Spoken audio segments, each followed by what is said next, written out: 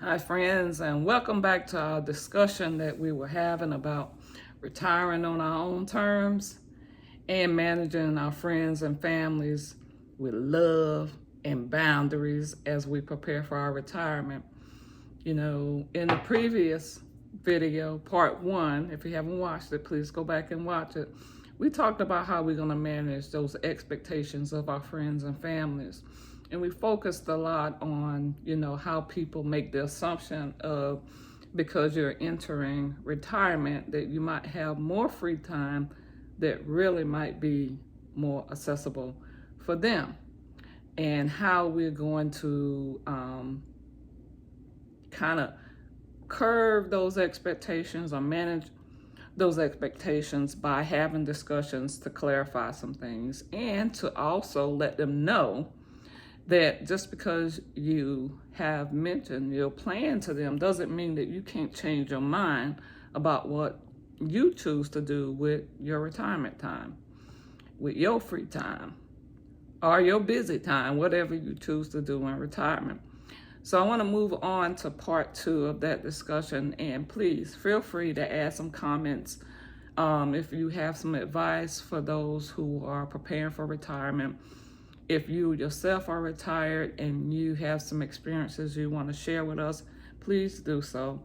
And if you're preparing for retirement like we are, if you have some questions or some comments, please share those as well so we can all learn from each other here, right? I want to welcome you back to my channel. I am SoBlezz, and these are my thoughts that I want to share with you guys. And I really want to use you as a sounding board, not just me giving my thoughts and information, but I also want you to chime in and share and take from the video what you need as well. So we talked about how retirement is a major life change, right? And a lot of us, when we think about what we need to do to prepare, we mostly think about it in the financial aspect, but we don't think about the emotional transition that needs to occur with that as well.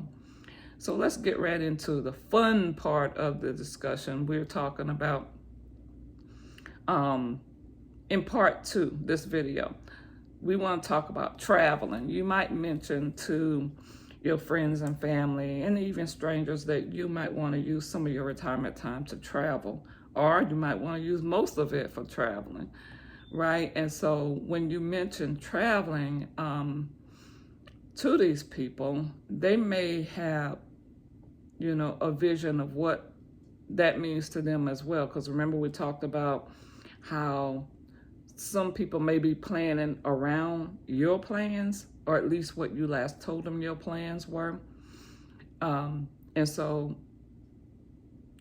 you may mention that, and you may be thinking solo travel, and they may be thinking group travel, or at least they may want to tag along with you for various reasons. You may mention a place that you're going to go. They may be interested in going as well. And for them, it may be they want your company. They don't want to solo travel. They're not thinking that you may want to solo travel, but they're thinking that they don't want to solo travel. So, we know that there's safety in numbers, not knocking that, and there's also some pros to it in terms of sharing the cost of accommodations and things like that. But there's also some cons. Now, on social media, there's a lot of discussion about group trips, like girl trips and boy trips, and some people have fun and some people have nightmare experiences with those trips, and we don't talk a lot about that, the nightmare part of it, especially if you're more of an introvert or you're a person who likes to or values their alone time even when you're traveling.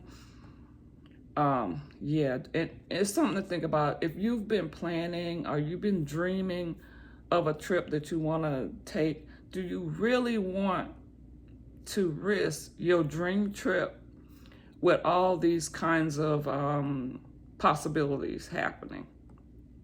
Right? If you're a solo traveler, you can kind of control the itinerary of the trip. But if you're have someone else that's tagging along or going along with you, there's a lot of things to consider. So yes, you can reduce travel costs by allowing someone to tag along, or you tagging along with someone. It really depends on who you are and how you foresee yourself traveling, right? You got to think about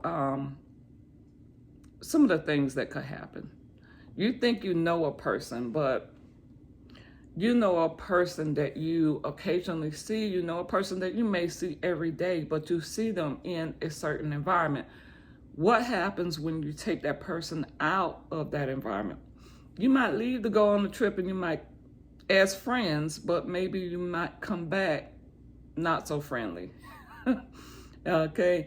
And you know, people have different eating habits.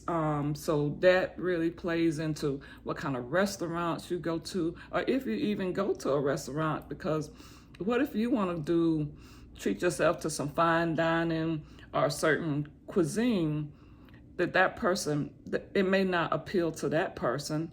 For several reasons. They may not like that type of food. They may not be the type of person that likes to try new things.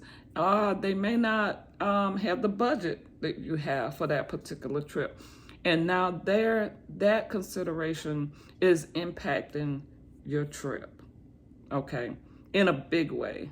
Another thing to consider is sleeping habits. You might be a person that likes to, get a good night rest and then start the next day packing in your itinerary with all kinds of activities. And that person may be a night owl. They want to party all night and sleep most of the morning and kind of get up and move around in the afternoon. Now that person is impacting your trip in a major way, right? You may want to do different types of activities. When you think about going a particular place or a particular country, there are things that you have in mind about that place and the reasons why you wanted to visit that place or travel to that place.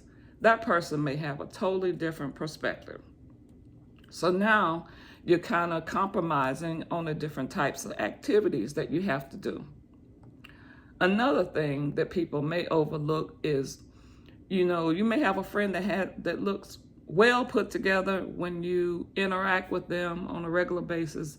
But then when you're kind of sharing accommodations, you're in one room and everything that you need and have is in that one room, and you're sharing that space with your friend, you may find out some interesting things about your friend. One may be personal hygiene and neatness or lack thereof neatness. And then another thing might be attitudes. You don't know, and they don't know what your triggers may be in a situation like that as well. And then now your trip becomes focused on attitudes and trying to get along with somebody during a time that you expected to be enjoying yourself and not having to deal with drama and so on. So there's safety in numbers, and sharing accommodation is cheaper. But what if you get stuck with somebody who complains a lot? Another thing that comes up, the finance stuff got to come in. What if that person is really a cheapskate? Say, for example, you have a friend and you guys are really associated because you like to do things like couponing and chasing deals. Those are things that I like to do as well. But when you come outside of that environment and now you're in a totally different environment, whereas I'm a person that likes to save money on my day-to-day activities, but I like to also save money so that I can have money to do the things that matter to me. Now, travel is something that matters to me. So when I go to a certain place, I want to have a certain experience, so I budget for that. But what if your friends carries that budget attitude or position with them while you're traveling, and they're thinking all along, that you guys are on the same page? Now you got a cheapskate on travel with you, And now they may not have the money available to do the excursions or the tours or go to, the different restaurants or things that you wanted to do on that trip, because they didn't shift gears into that particular mindset. And then also you got to be careful, because, now this is your friend and you want to maintain that friendship. So what happens if this person runs out of money while you're on travel? Now they're impacting your budget, because of course you may feel some type of way where you have to carry the load, because you don't want to miss out on opportunities while you're on travel, and you don't want to kind of leave this person behind. So now you got a freeloader on your hand. What are you gonna do? Excursions, they cost money. They really do. So you want to spend your money doing the cheaper things that they want to do, or do you want to spend your money and your time on travel doing the things that you really want to do and the things that you dreamed about doing? So all those things are things that you have to consider when you travel with friends. So you kind of have to let them know off the bat, the things that you have in mind to do, some estimated costs, emergency budgets. Things happen, life happens, even when you're on travel, and the types of activities that you want to experience, and attitude as well. Attitude doesn't just mean you trick somebody, they got mad, whatever. You got to think about the other habits they may have, or the other experience they may be wanting to explore. Like, you got a friend that may go on travel and they may become a totally different person. You trying to go out to a museum and they trying to go to somebody else's room. You know what I mean? So yeah, all kinds. You can use your imagination on the things that could possibly happen. So also, keep in mind that while you're on travel, like I said, life happens. Things may happen back at home, and you may need to leave your trip early, and you may be impacting somebody else's travel in a negative way. But it really all boils down to having an honest conversation about what your expectations are for travel.